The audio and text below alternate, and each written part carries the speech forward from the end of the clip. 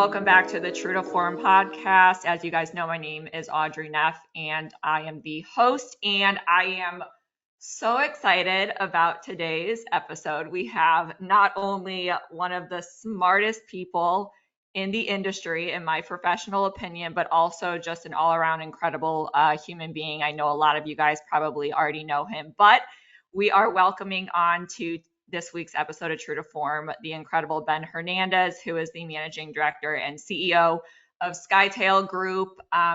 For those of you guys in the industry, particularly those in the med spa world, I'm sure so many of you guys are familiar with Skytale. You've seen their incredible team speaking at events across the country and bringing their expertise to aesthetic medicine. So I know I feel very honored and grateful to have Ben with us today. We were actually just together recording an episode of Skytale's podcast, Skytale Insights, the other week in Dallas. So I had the honor of traveling out to Dallas for a day, seeing their incredibly beautiful office. I'm having a great lunch with Ben, and we are just really excited to bring him and return the favor and bring him on the True to Form podcast. So with all that said, Ben, welcome to the True to Form podcast.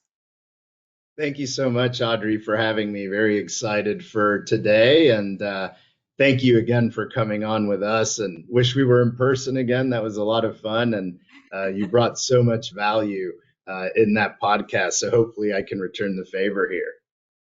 I have no doubt you will return the favor. You are definitely an expert's expert when it comes to all things M&A and financial consulting in this industry. So I know that there's going to be I'm confident this will be a very power-packed episode for our listeners. So before we jump into today's episode, for those of you listening who don't know Ben, I think or even if you guys do know Ben, I think it would be so wonderful to hear kind of your background. I know you had a background in hedge funds and things like that before you actually decided to found Skytale, which I believe has been around for 7 years.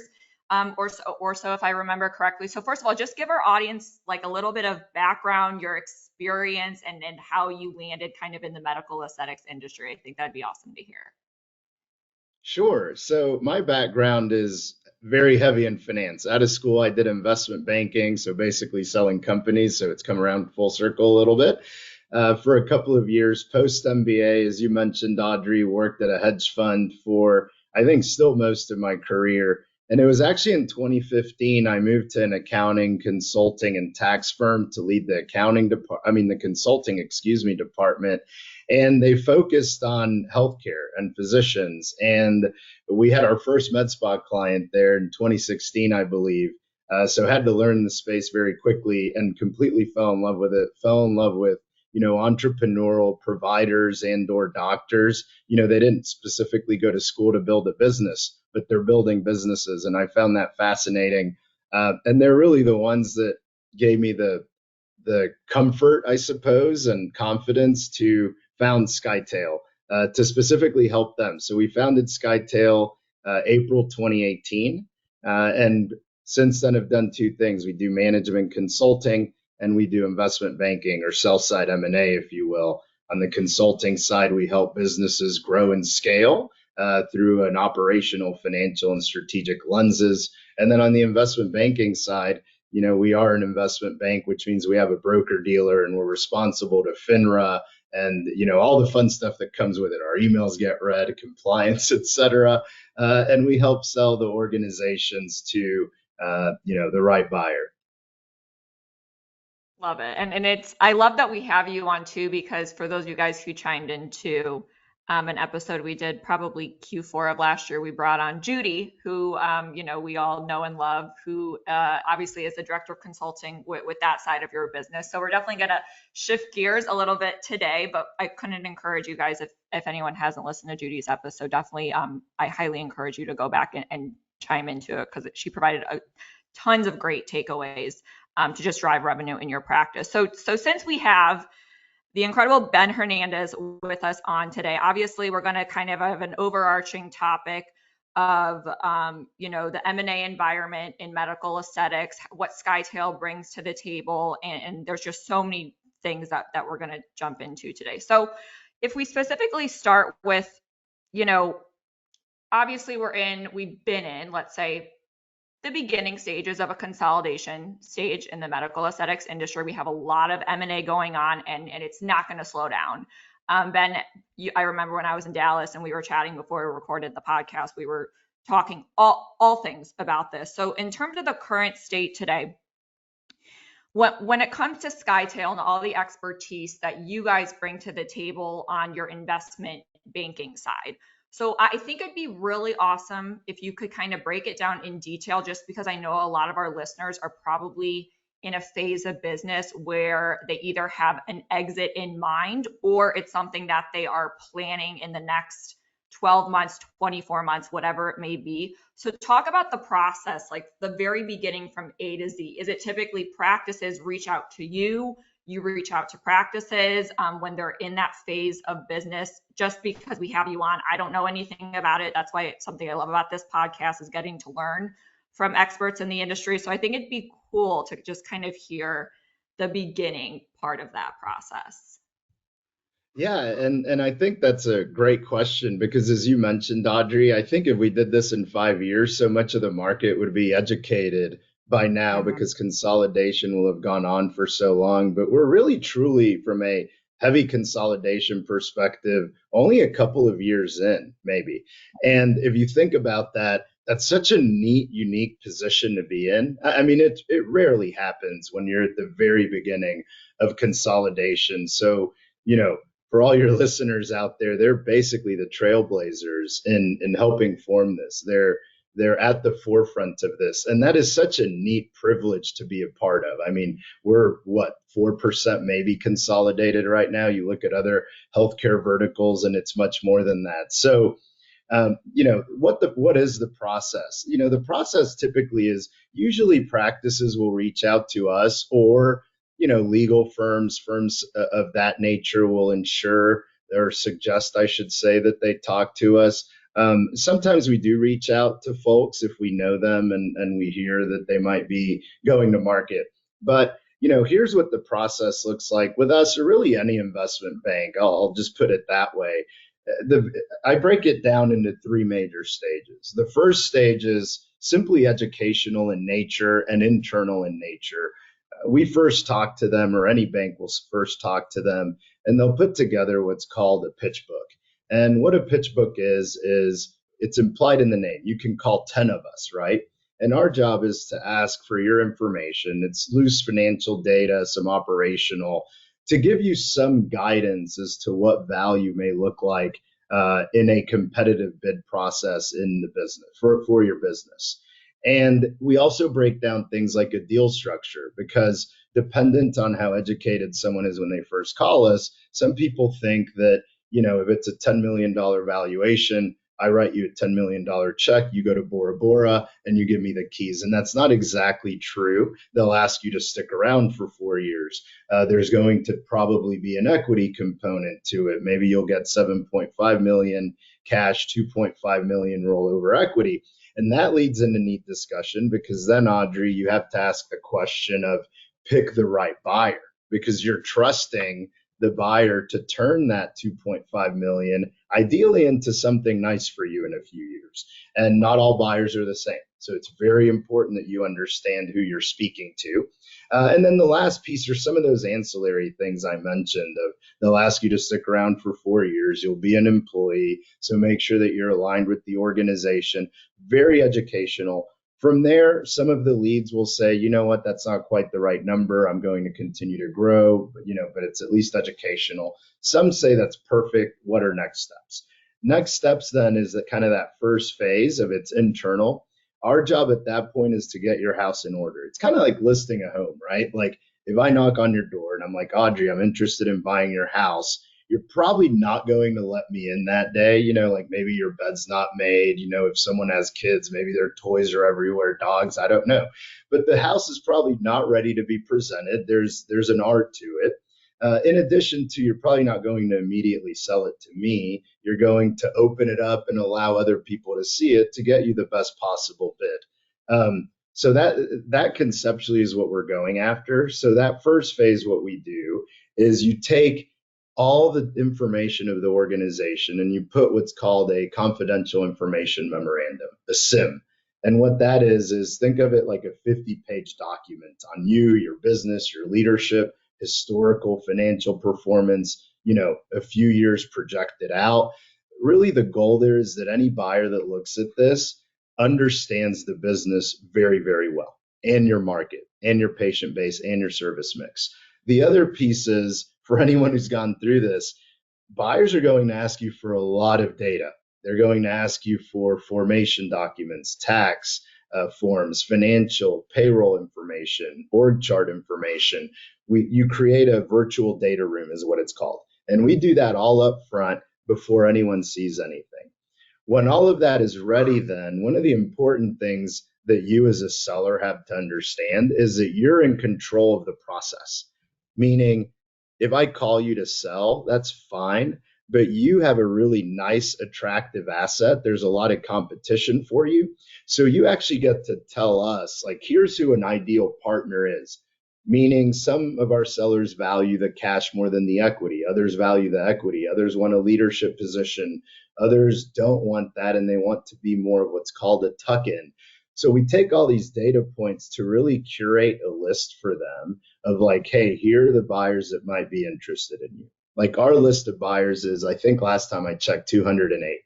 And we try to send it to about 40 to 60 buyers for multiple reasons. But that list is still made up as such, dependent on what you're telling me that you want. When our seller says, okay, go, then we get into that second phase, which is all the buyers looking at it. We send a one-pager with an NDA to be sure that all of this is kept confidential by our buyers. And they all know to do that anyway, by the way, because what you don't want is word getting out in the market and to your staff and so forth. Yeah. So we send that. When we get the NDA signed, we send that big book and we answer questions on behalf of our seller. We're protecting their time, right? Like, if I send something to 50 people, 50 buyers, you probably don't want them all to call you, right, Audrey? So at this point, they're asking us information. They're going through the data we provided, and they send us what's called an indication of interest, an IOI. Not an official offer, but it's saying, I've gone through everything, and here's what I think we would pay for Audrey's business, and here's how we would structure the deal, and here's who we are. So we take all of those and we put a side by side for the client. And when that's ready, then it gets into the next phase. This is when you start meeting with people. So our client at this point has the right to say, I want to meet with groups 1, 3, and 5, but not the others. They're not, for whatever reason, whether it's they don't like the bios on the buyers or the bid wasn't strong enough. Then comes it's a management dinner in addition to a site visit. So at this point in time, the buyers are meeting with you. So this is where you start whittling down the 40 to 60 to maybe 5 to 10 is a pretty decent ratio. So they start going to the dinners and the site visits, and we all fly out there together and we go and meet the seller. It allows the seller as well to get to know the buyer, due diligence on them as well. I think that's one thing that's very important to note. It's not only the buyer doing diligence on you, make sure that you feel comfortable who you entrust your business with. Beyond the rolling over of the equity and yourself having to work with them, a lot of our sellers are very, very close to their staff, and this is their baby, right? Like we always like to say, this is like a top 5 event for most people. For most of us, there's, family, friends, health, and somewhere right beneath that is our business and the monetization of it, of course. So coming out of those, that's when the buyers will actually submit an LOI. So this is an official offer, if you will. It's not legally binding except for exclusivity, but it's an official offer, a little bit more teeth to it than the IOI we mentioned. And ideally, you'll like one of them as a seller and you'll sign one. If and when you do sign the LOI, then what's called exclusivity comes into play, which basically means at this point we're engaged. We can only talk to them. We cannot talk to any other buyer. And it's usually about a 90-day to close process. And that's a deep, deep diligence of the business. And that's kind of broken down in order. And financial is first. So they'll double, triple check all the data that we provided them. They'll do what's called a quality of earnings. It's basically just an accounting firm checking to be sure that the cash flow is what we said it was. And then once that passes muster, we go into legal diligence, and regulatory diligence as well. And then hopefully we all close and celebrate, and the business is transferred over to the new owner. And that takes Got about 7 to 9 months. Okay, so the whole, because that was my follow-up question. So this from the very first stage, you're saying that this typically is a 7 to 9 month process. Correct. And three of Okay. those months is that last, LOI piece that you can't really do anything about. Okay, got it. And now I have two questions. So in your experience, if just given that the majority of our listeners, the thousands of listeners that we have, the majority are in the medical aesthetics industry, how far out do you advise practices, for lack of a better term, getting their business in order to sell? Like how far out should they be thinking? Yeah, I mean, I think today, right? Like I would start today, meaning we always like to say start with the end in mind, and start outlining, what is the end game for you and your business. And for some folks, it's age. For others, it's a dollar value that they need to hit. Whatever that is for you, start mapping that out. Like you probably have that painting in your mind of this is what my business is. Go ahead and paint that and put that on paper. So I think today is the answer. Like if it's a value number, start understanding when do I get to that valuation. If it's, look, I want to retire fully by the time I'm 55, then that probably would imply that you should have sold your business by about 50, because again, they'll ask you to stay on 4 years or so. So to get maximum value, I would start today. And then hypercritical, Audrey, I would say, is a year out. And the reason I say that is if you're a year out from selling, what buyers will hyper focus on is a trailing 12-month of profitability and operations in your business. They'll look at 3 years before that, some more, but 3 years before that's pretty good. But that's mainly to understand trend lines, to make sure that the business is ideally ramping up and not down and so forth. But the trailing 12 is really, if you're in that 12-month to sell process, then think about it like everything you're doing today is going to be analyzed and scrutinized. Yeah, that makes sense. And the other question I had, just because knowing all the different private investment groups that we have coming into this industry, and you and I both know a lot of people are trying to get in because the investment community has been watching this industry, let's say, for quite some time. So, and this is just me being curious in what you see. So obviously there's two routes you can go. You can get cash, or you can get cash plus an equity rollover into the next investment group with hopes that, they sell at a X multiple in the next 5 years, let's say.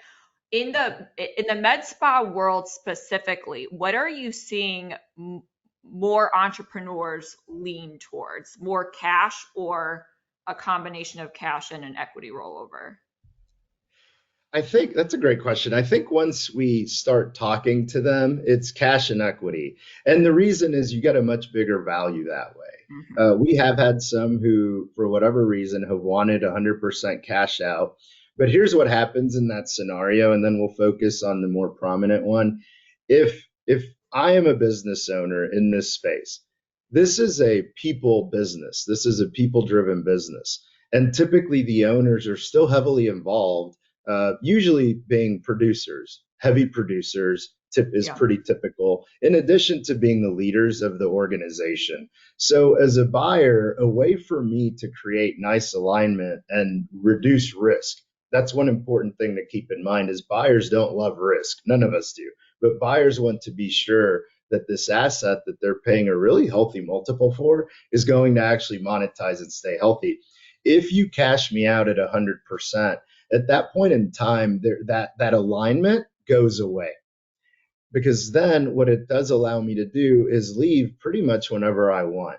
I'll be a true employee with no equity, which means that you've just handed me a check, and that might be all that I need going forward. So maybe my motivation goes down. Maybe I actually leave the practice. And then as a buyer, you're trying to replace X percentage of production, right? So the business isn't as valuable now. And you're trying to replace the leader of the organization. So now you're worried about potential exiting out the door by staff who maybe was loyal to me and enjoyed working with me. So because of that, if you do want to cash out 100% cash, I would expect a lower valuation. It is possible, but Yeah. I would just expect a lower valuation because of all of that risk. So I'd say 95% of our buyers is a pretty good ratio. Take on that cash plus equity. What that allows a buyer to do and the seller is it creates that really nice alignment of I'll still pay you really nicely. I'll give you academic example, and this is pretty middle of the fairway, 75% cash at close, but I want you to roll over 25%. And this is where, from a buyer perspective, it's very important to do diligence on who the buyer is. Who exactly am I entrusting this to? Like, what shares am I buying? And we have a magic wand moment, is what we call it. Like for us, if I'm a seller looking for a buyer, I want a financial sponsor, whether that's private equity or family office. I want a financial sponsor that's ideally been in business for a number of years, 10 years Yeah. plus, let's say, is a good thing. Have they done healthcare before? We do have some buyers coming in that were doing HVAC a year ago, like true example. Not that that's bad, but there's a higher degree of risk because they haven't been involved in healthcare. So have they done healthcare before? Have they done retail style healthcare before? Have they done multi-site healthcare before?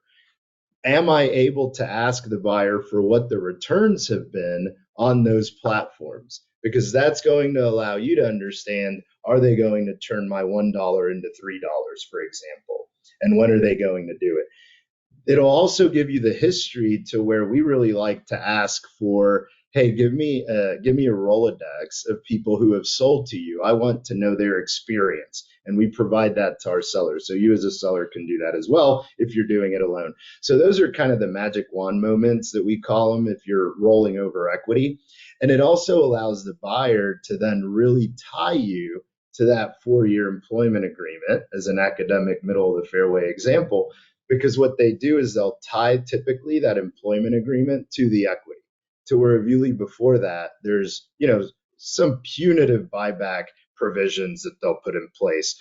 So most of our sellers are in the equity plus cash camp because of all those reasons. You get a much bigger valuation, and if you're with a good fund, that 25% sometimes we see equal or exceed the initial 75% that you sold, which is Hmm. exciting.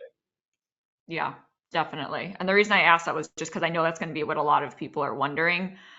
So thank you, Yeah. first of all, for breaking that down into detail. And so I was taking copious notes. So I have a couple questions now. So obviously you guys are doing everything you can to get obvious with your clients that you're working with, not just get them the best valuation, but partner them with groups that make the most sense for themselves, the future, if they are going to roll in equity and then get a, let's call it for lack of a better term again, another payout in 5 years, let's say.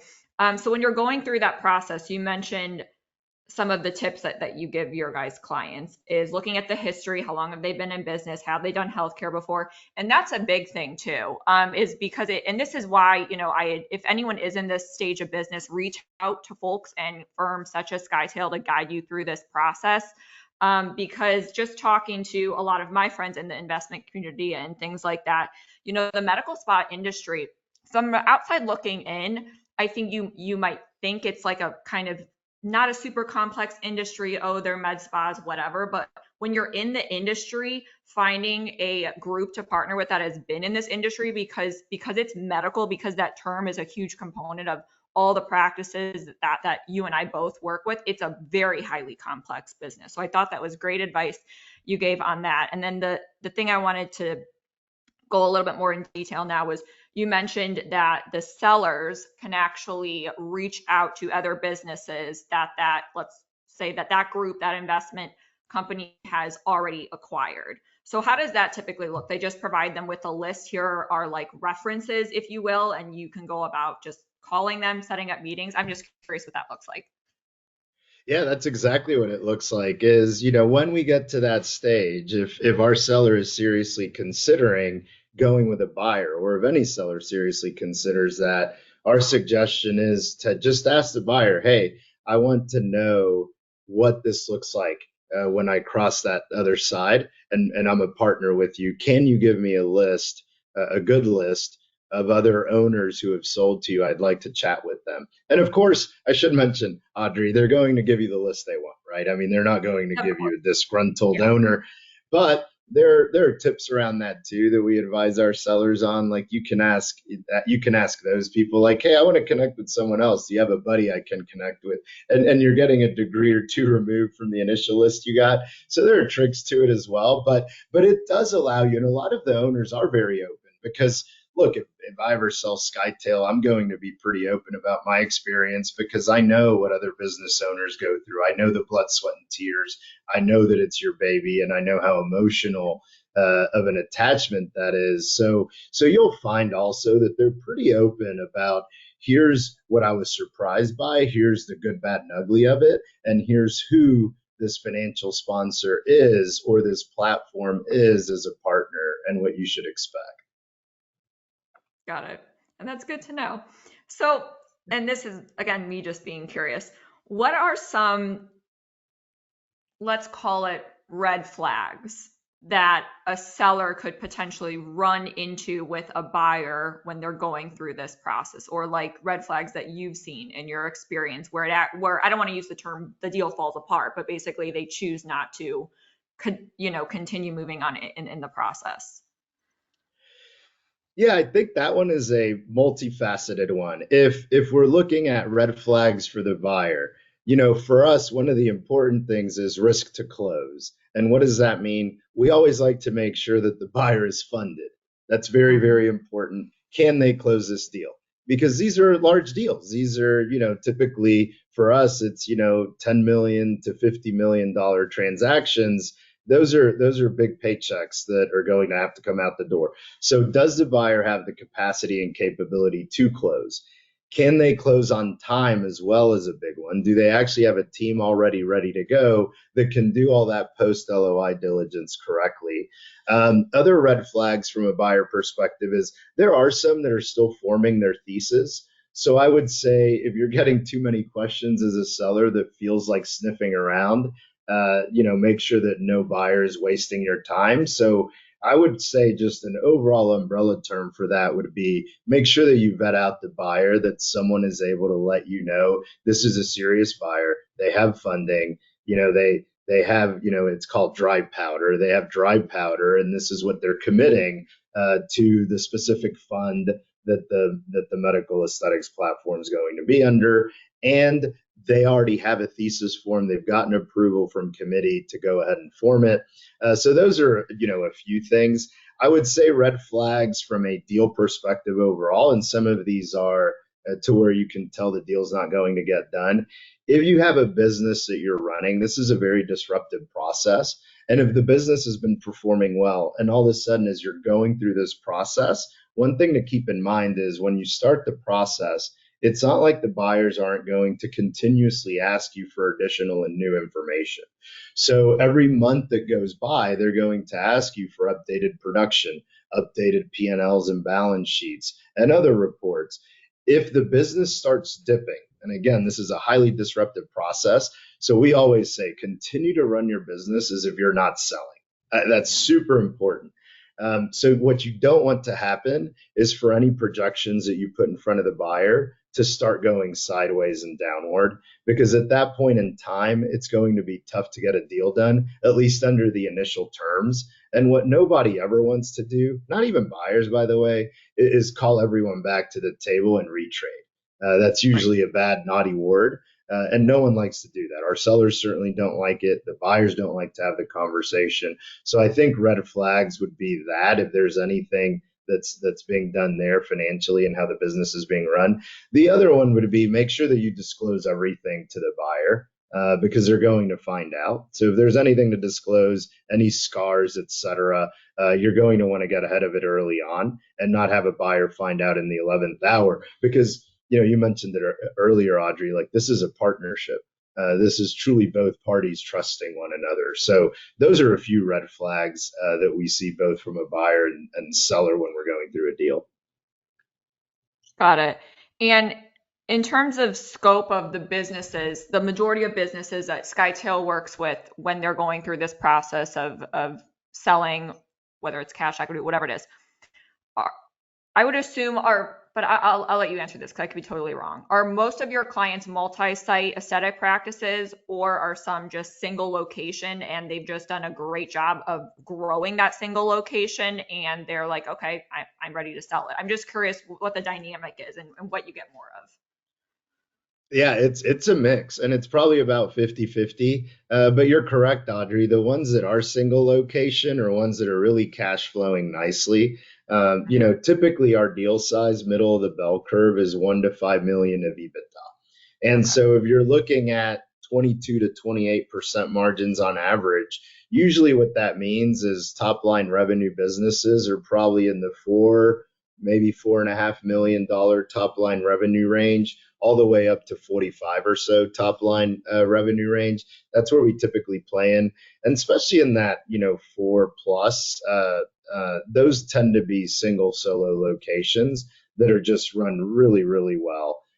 So we do a combination of those. We're pretty agnostic on the multi-site thing. We more focus on cash flow. And there are some we take that are under 1 million of EBITDA, as long as they're trending the right way. We'll take those as well. That's very attractive. But that's typically what's attractive to the buyer pool that we have. Okay, that makes sense. And that's pretty in line with from the buyer's perspective too. I mean, a lot of them won't look at businesses unless they hit a certain threshold of EBITDA. So on that topic then as well, because I know I get asked this a lot just from clients and other med spa consultants in the industry that are both there's a client that comes to mind right now, who's a very good friend of mine. He runs like a 3-location med spa, but he also does business consulting. And I'm going to ask you this question, but typically from a multiple standpoint, what is like the range from an exit valuation number based on EBITDA? What is that multiple typically? Is it 2x, 3x, 4x? I'm just a little curious what you see the most of from a financially healthy practice. Of course, yeah. So a lot goes into the multiple, and I'll start there, and then I'll answer the specific question. So what goes into a multiple? The higher the multiple, the theory is the higher the multiple means the lower the risk of the cash flows that the business is buying. So this is why you hear of higher multiples for higher level EBITDA, because the thesis behind that is if I have a lot of EBITDA, I probably have a little bit more sophistication. Maybe I have a management team. Maybe I, as the owner, am not as important. Like that's like if we paint a beautiful business, it's one that is able to outlive its owner and run without its owner, right? That's pretty important. So the closer you get to this like ideal business, the less risky the cash flow. So that's kind of the theory behind that, like why a bigger multiple for bigger EBITDA. The other pieces that'll go into it is the trajectory of the business. Is the business growing year over year nicely? And do we expect it to continue to do so? So capacity has a little bit to play into there as well, right? Like, when I sell my business, is there meat left on that bone? Or is it at capacity and there's not much I can do, which is okay, by the way. It just won't allow buyers to stretch as much for future cash flow accretion. Service mix is a big one. I know we're talking core med spa, but academic example, if there's a surgical component to it, surgical revenues are valued less than core med spa revenues. And there's a lot of reasoning for that. In the market that we're in, for example, an inflationary market. Last year the word recession was thrown around a lot. What you tend to see historically speaking, and today even, is that people will shy away from surgery or elective surgeries, I should say. It gets beat up pretty badly. There's also key person risk and the like to consider. So again, risk, right? Med spa revenues are valued higher. So, if you have a nice mix of injectables and other ancillary services, that's a plus. So taking all of those into account, geography is the other one. Like I know you're in Florida. We know when we get a deal in Florida, we get excited because we know it's going to be an extremely competitive process. I mean, buyers love that state generally. And then if you get into some of the other states, California is an example, that's a little bit tougher for some buyers and the competitiveness decreases. So you kind of take all of that. But for a healthy business, what we typically see, and these are conservative, by the way, like these are numbers that we give when we pitch, et cetera. And we always try to err on the side of conservatism because we realize that you're making a very, very important decision. Yeah. So typically for $1 million business, EBITDA business, we see about a 6.5 times multiple. And then, if you get into the $3-4 million EBITDA well-run business, you start getting into the 9.5, maybe 10 times multiple. And then there's a range between that 1 and 4 that I gave you, where the multiple tends to increase through that. So those are some multiple ranges that we think are pretty reasonable from the deals that we've seen and done. Yeah. And thank you, first of all, for breaking that down. Because I know that I get asked that a lot. And so I know our listeners were probably thinking that as well. So I want to back up to something you said, and this was obviously something that we had chatted about briefly as well. So you talked about that the surgical this landscape, let's call it, the surgical revenue is actually valued less than the medical spa revenue. So I want to go a little bit deeper into this, and to preface with this question, because if we look at it from a higher level, obviously surgeries are more expensive for a consumer than a medical spa treatment. However, when we go deeper down this path, the revenue from a buyer standpoint, they value that revenue less than recurring, let's call it, medical spa revenue. So go a little into the reasonings behind why it's seen that way and valued that way. Yeah, and this is a fun subject. Like, if I can step way back into the macro view, because it relates to this. 2023 was the worst year in M&A since 2015. I mean, it was a terrible year. Like you read news about investment banks like ours laying people off, so on and so forth. Credit facilities aren't lending money as much to the private equity funds, which use debt and credit to leverage these to really get that nice return. It's a lot less expensive than using investor capital, right? So I want to back up into that. So then you start asking, okay, well, why is our space so hot? And why have we not seen decrease in values if it's such a bad market? It's because funds still have, that dry powder we talked about earlier, and they have to deploy their capital somewhere, and they have to, return capital to their investors. And the med spa space is beautiful for that because it is recession resistant, is kind of what we've talked about. The service mix and so forth is such that the typical consumer of this, if you look from a demographic perspective, which you're a professional at, Audrey, if you look at the demographic perspective, that mix is really one where you're not going to see a big downturn in the med spa services. And we talked earlier that buyers, what they don't like is risk. So kind of forming the why behind it. So getting into the specifics of it, if you have 100% surgical practice, for example, a surgeon, it's not uncommon for them to do 4 to 5 million revenues with one surgeon. That's a very decently sized med spa made up of multiple providers and so forth. So already you're talking key person risk. It's very difficult to also replace a surgeon. Surgeons tend to be pretty well-known people. If I'm going to a surgeon, I'm going to do deep research. So it's not very easy to replace them, and they don't grow on trees. In addition to, Audrey, as you mentioned, like the revenues are higher.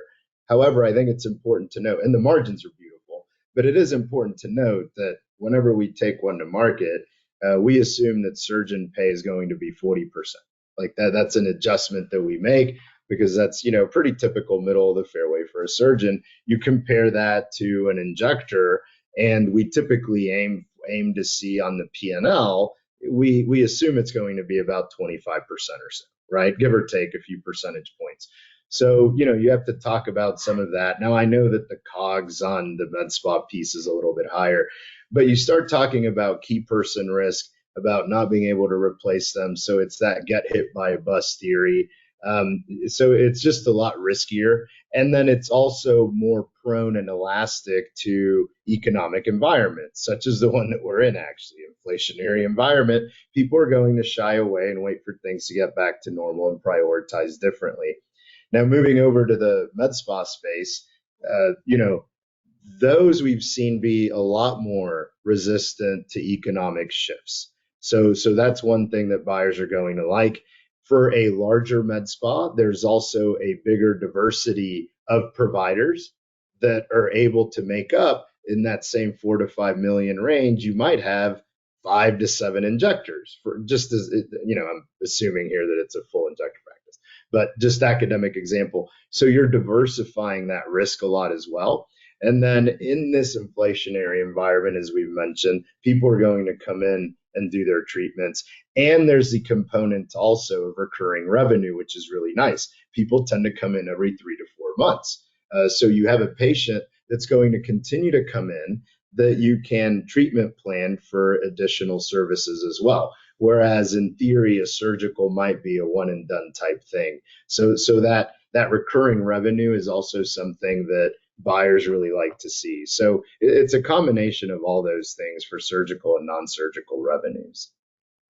Yeah, and that makes perfect sense. So what would your advice be then to a lot of our, let's say, combination practices that have a plastic surgery side to their business, whether it's cosmetic, whether it's facial, whatever it is, and then they have the med spa side, which most plastic surgeons do now. It's very rare you find a plastic surgery office that isn't offering non-invasive medical aesthetics as well.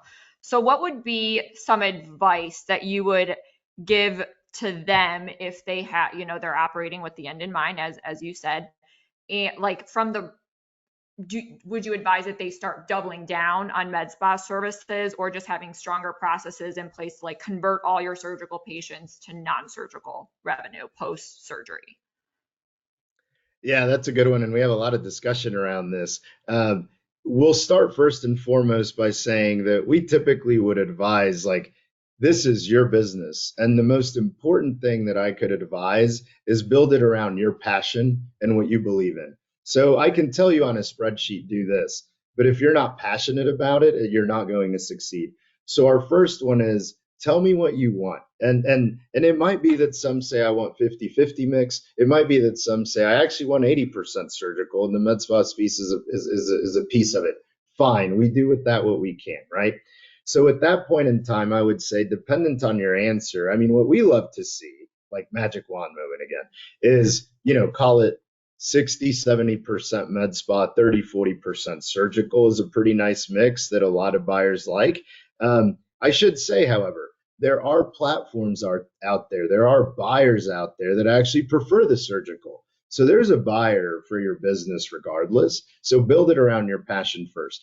If it's heavy surgical, some things that would help if you have the ability to do that is a multi-surgeon practice. That starts reducing that key person risk.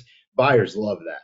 We have some that, we have a few, but some have been like 3 surgeon practices. That's a really nice mix because that allows you to do a lot. One is proof of concept. Like, there's one thing if we tell the buyers, like, don't worry, Dr. Audrey is going to be able to replace herself, but they're going to ask me, has she ever done it? And I'm going to say no. However, if we have a business that has multiple surgeons, we're able to say, Dr. Audrey founded it, yes, but she was able to add surgeon 2, surgeon 3, and it's been successful, and here's the historical trajectory and so forth. So what you're doing is you're de-risking the business because you've already shown that in your organization, you're able to add surgeon associates and you're able to do it successfully. And you may even partner them. I don't know. Some of them do. And so buyers love that proof of concept. So you're diversifying the revenues. And then on the med spa side, I think it's a really nice mix because what you do, we love that hub and spoke model, right? Where the hub is the surgical practice and the spoke are all the med spas, because it is a really nice back and forth referral. So the organizations who do that well, and you mentioned, Audrey, that most of the plastic surgeon practices now, it seems, have that med spa component. That actually works really, really well. You're able to keep a patient in your ecosystem. So it's something that we love to see. Again, the percentages, if I had a magic wand, would be 60-70% med spa, the remainder plastic surgery. But I would say a 50-50 mix is also pretty good, and buyers tend to like that. But I just want to reemphasize, at the end of the day, you have to build your business around your passion. And those are some things that you could take to maybe de-risk the business if you were ever going to take it to market, or at least understand the questions that you'll be asked from buyers that you're going to have to answer to. Yeah. And something I love about you, Ben, is just all in all, everyone that works at Skytale, anyone that knows Skytale, I mean, you guys have a pristine reputation in the industry, and you guys are just really good people at heart, which is something I definitely appreciate. But I love that you said, I can tell you everything from the spreadsheet side of what you should be doing, but it ultimately, you're the one behind this, and it needs to boil down to what you're most passionate about. So I just love that you said that. That was something I specifically wrote down, because I think that that's definitely a takeaway for everyone listening when they're deciding, what firms do they want to work with when they are going through this process. Because at the end of the day, we all want to work with people that are just good people at heart too, people that we can trust and things like that. So on the topic, going back to the med spa route, like when we start talking about, let's see, things that are attractive to a potential buyer, and this is me once again being curious around the topic of memberships. If a medical spa has a very effective, let's say, membership program, and they have hundreds of patients that are in contractual commitments, how much does that help from a valuation standpoint on the buyer's end? First of all, thank you for those words. Really appreciate that. It means a lot. On the memberships, it's very important. I'm glad you brought it up. I almost brought it up when we were talking about recurring revenue and how much they like it, and I thought that's going to take me in a whole direction. So I'm glad you brought this up yourself. Buyers like it a lot. It's recurring revenue. And what that means for them is every month they can at least bank on X revenue coming in the door. If run well, also, it tends to increase patient loyalty and retention, which is always that's actually one of the more important KPIs for anyone out there measuring KPIs that buyers look for, is what does that patient retention look like? And memberships help immensely with that. And the reason patient retention is important is because it speaks to a lot of things. It speaks obviously to being able to forecast out how long patients stay and therefore revenue, but it also speaks a little bit to bedside manner, if you will, how you treat your patients, and also operationally, are you bringing them back? Are you taking the time to actually bring them back? So, it helps increase that one. It helps with recurring revenue, and the membership plans that are run well allow you to upsell as well. So buyers tend to love that. And when we have an asset that has a good membership program, that's always something that we absolutely highlight. Love it. And that's what I figured, but I just wanted to get your insight on it. And you and I both know, I mean, I love memberships. And for anyone, you guys, and we talk about this on this podcast a lot, actually, but for those of you guys that aren't doing memberships, not like Ben just broke it down, when you're beginning with the end in mind, which everyone needs to be doing with their business. I mean, these are just all things that not should be top of mind, but they should be thought of with the bigger picture in mind, the future state of your business and where you want it to go. So my follow-up question to this, and I specifically wanted to ask you this question, Ben, and we already chatted about this when I was with you in Dallas, but I hear some, let's say, varying insights from other, people in the industry when it comes to this question that I get, that I hear a lot, is when I'm selling my business, do you advise if I have a surgical and non-surgical side in the practice, do you advise I sell them together or as separate entities? Because I hear both sides of it. So I want to get your insight to it, just because I know our listeners probably want to know the answer to this too. Of course, ideally you would sell them together. And there are a lot of reasons why. If I have that plastic surgery business that also has the med spa business, one, from a valuation perspective, even if surgical revenues are valued lower, which I did say earlier, and they are, what tends to happen is that mix and that revenue is much higher with the two of them to where you're able to sell to a buyer at whatever that multiple mix ends up being. And that's going to be a bigger valuation than if you were to carve the two out and sell them as two separate businesses. So, one, from a valuation perspective, if you run the numbers yourself, like if you're in a parallel universe and you say, here's what the value is for the entire company, and here's what the value is with them broken out, do that exercise, and you should come up with that valuation number. The other thing, though, is it's difficult to sell them separately. And here's why. If I'm a buyer and you're the owner of both of them, and I buy your med spa business, let's say, it is now my business. I own 100% of it. And yes, you rolled some equity into my med spa platform. I agree. However, every buyer is going to think of it this way. Where is Audrey's bread buttered now? And where your bread is now buttered is the surgical side. So it actually, you're incentivized to focus on the surgical side of things and not on the med spa side of things. That's one. The other things are like complexity around who owns your name and the websites and everything else. So think of another buyer coming in to buy your surgical practice. They're going to run into some of those issues because I, the buyer of the med spa practice, probably have rights to some of that. So from that perspective, I think it also makes buyers a little bit nervous. Now, some of them do it, but they're going to continuously think, we keep going back to the word risk. At this point in time, I own the med spa, you don't. You own the surgical, I don't. Why wouldn't you spend time? I would. Why wouldn't you spend all your time on the surgical side and say, let Ben worry about the med spa side? So a culmination of all those things, selling them together for a healthy business, I should say, tends to work best. Got it.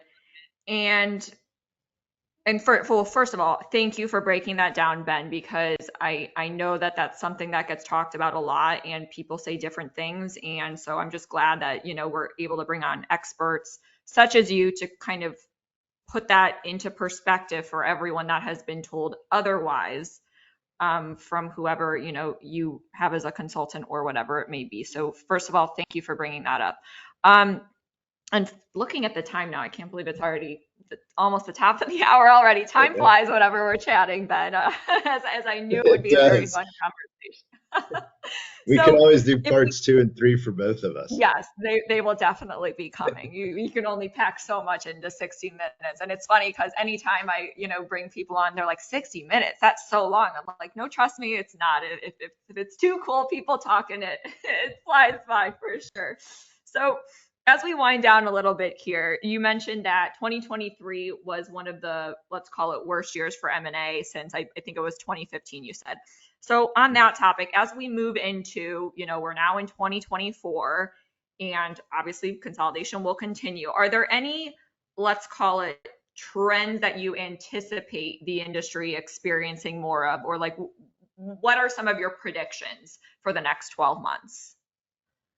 Yeah, I think, from an overall macro market perspective, every report that we're reading, just about every report we're reading is a lot more bullish on the overall M&A market in 24. It's supposed to be a pretty strong market in 2024. Like if you think back to a year ago, people were saying that the market was going to tank and so forth, and you saw what happened with the S&P. So I think people are feeling a little bit more comfortable around 24, which should conclude in a better M&A market overall. Macroeconomically. If you whittle it down to our space specifically, I think it's going to continue, meaning, consolidation is still extremely, extremely early on. That's one. Two, there's a lot of competitiveness for your businesses, a lot of competitiveness. So there are some groups that are formed. There are a handful of groups that are very well formed, but there are many other groups that are trying to form. They're looking for that initial asset. So we see the competitive landscape continuing, if not even increasing, given that, the market overall should open up in 2024. Because I think that we're still in that phase where There are groups that are trying to establish themselves as the leaders in the space, and there are other groups who are right behind them trying to Mhm. establish themselves as groups. And a lot of them are backed by very, very good financial sponsors. So still a lot of interest in the space. It's doing, I think, what everyone predicted it to do. And I think it'll continue to grow in that way. So I don't see a slowdown whatsoever. I see more of the same happening. And there are more and more people trying to get into this space. Hmm. Yeah, definitely. Just with the market size from the even the consumer standpoint continuing to grow, constant innovation, all these things. I mean, it's definitely a phenomenal time to be in this industry. So I'm very excited to see where it goes over the next 12 months as well. Nothing but exciting things for our industry, absolutely. So now that it's beginning of the year too, like it's Q1, obviously, people in the med spa industry, we all see Skytale everywhere, their entire team. Ben gives, I mean, you give tons of lectures every year. I know other members of your amazing team do a lot of speaking in the industry. You guys attend lots of trade shows. So tell our listeners, where can they find the amazing Skytale team coming up here in the next quarter or so? Yeah, so next quarter we'll be at a few industry events. So hopefully come and say hi to us if we're at any of them. We'd love to meet you. We're also always available to anyone who wants to email us or call us or look us up. But yeah, we'll be at a few events. I think we'll be at Octane this coming week. I think we're going to ABAM. There's AMWC. So we'll be at a few trade shows, as you mentioned, Audrey. I'm sure I'll be seeing you at a few of those as well. So yeah, would always love to shake someone's hand and get to know you.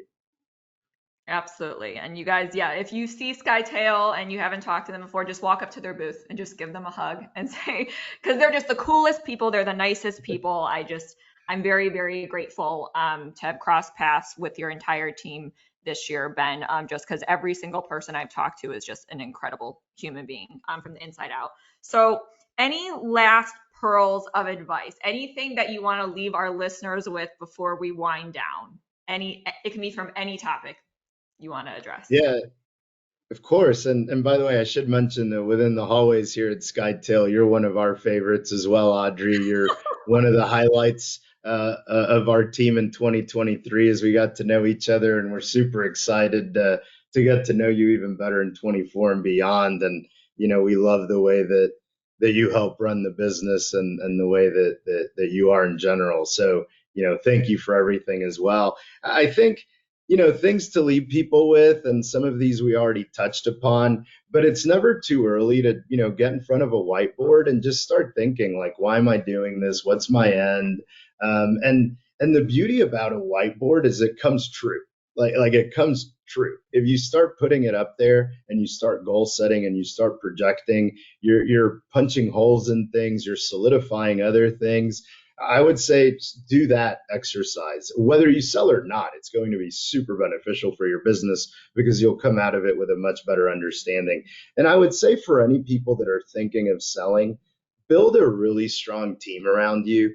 Think about how long it took you to build your business, the blood, sweat, and tears that went into it, the risk that you took, the sacrifice that you made for yourself, your friends, family to do that, and give it the proper attention it deserves. And what that typically means is an M&A attorney.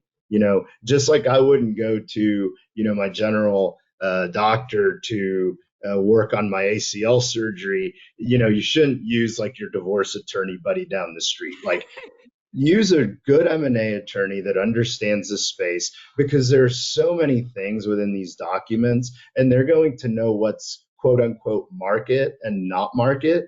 That's so important. Everything from non-compete, non-solicit, terms that you'll get to unfortunately know like caps and baskets, insurance, etc. um, get a good M&A attorney. I would also advise, and it doesn't matter if it's us, that you get an actual investment banker to run Yeah. your deal. And the reason for that is value. Like buyers use an investment banker as well if they ever sell their portfolio company, and they do this every day. And you can see it and you can ask the bankers, like, what is the actual uptick in value that you provide? They'll also get you beyond value to the right partner at the right deal structure, similar to that M&A attorney. So I think those are the two, kind of takeaways that I would at least research, and especially with the end in mind, get in front of right now. Yeah, definitely. I love the whiteboard piece of advice. And just like you said, like whether you're thinking of selling or not, just do that. Like you can learn a lot from doing that, especially if you're doing it with a team that you've already built. So I love that you brought that up. I thought that was very profound because that can be a very, very powerful exercise.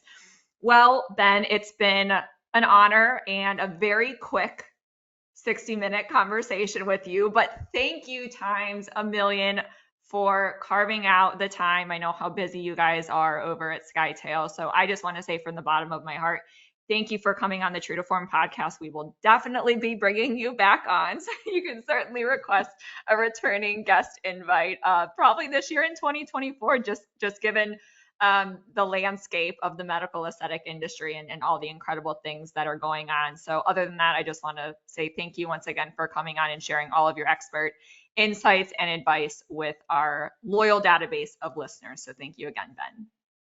Thank you as well, Audrey. I hope your listeners got something out of it. Really enjoyed it. Always like seeing you and talking to you. I always learn something. So I'm taking notes as well, by the way. Thank you so much for having me on. And we need to have you back on as well. And I know you're also busy. You're probably about to hop on a plane to go somewhere. So really appreciate the time. Absolutely, Ben. Thank you again.